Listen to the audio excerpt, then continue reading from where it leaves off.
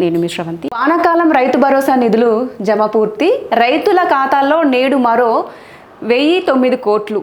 ఉప ముఖ్యమంత్రి మల్లు బట్టి విక్రమార్క వృత్తుల కన్నా వ్యవసాయం మిన్న. నేడు ఖమ్మం జిల్లాకు సీఎం రేవంత్ రెడ్డి.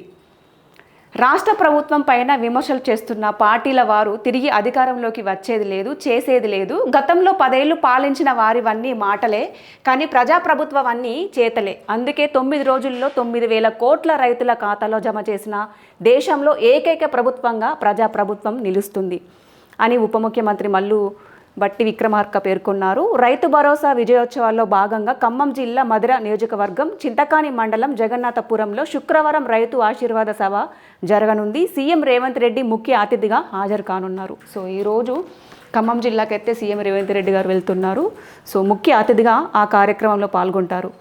అదే ప్రాంగణంలో ఏర్పాటు చేసిన మెగా రైతు మేళా గురువారం ఉప ముఖ్యమంత్రి బట్టి విక్రమార్క, వ్యవసాయ శాఖ మంత్రి తుమ్మల నాగేశ్వరరావు ప్రారంభించారు.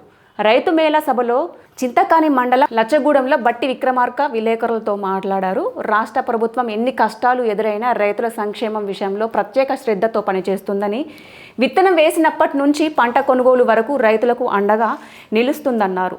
దశాబ్దాల క్రితం కాంగ్రెస్ ప్రభుత్వాలు నిర్మించిన నాగార్జున సాగర్, శ్రీరామ్ సాగర్, కడెం లాంటి ప్రాజెక్టులు నేటికి రైతులకు సాగునీటిని అందిస్తున్నాయని, గత ప్రభుత్వం నిర్మించిన కాళేశ్వరం కుంగిపోవడం ఆ ప్రభుత్వ పాలనకు నిదర్శనమని విమర్శించారు. శుక్రవారం రైతు ఆశీర్వాద సభ వేదిక నుంచి రైతు భరోసాలో భాగంగా మిగిలిన 1009 కోట్లను విడుదల చేస్తామని ప్రకటించారు. ఈ రోజైతే ఖమ్మంలో సీఎం రేవంత్ రెడ్డి గారు భారీ బహిరంగ సభ పెడుతున్నారు. ఆ సందర్భంగా అక్కడ సభలో రైతు భరోసాలో భాగంగా 1009 కోట్లను రైతు ఖాతాలో జమ చేస్తున్నట్లయితే వివరించారు.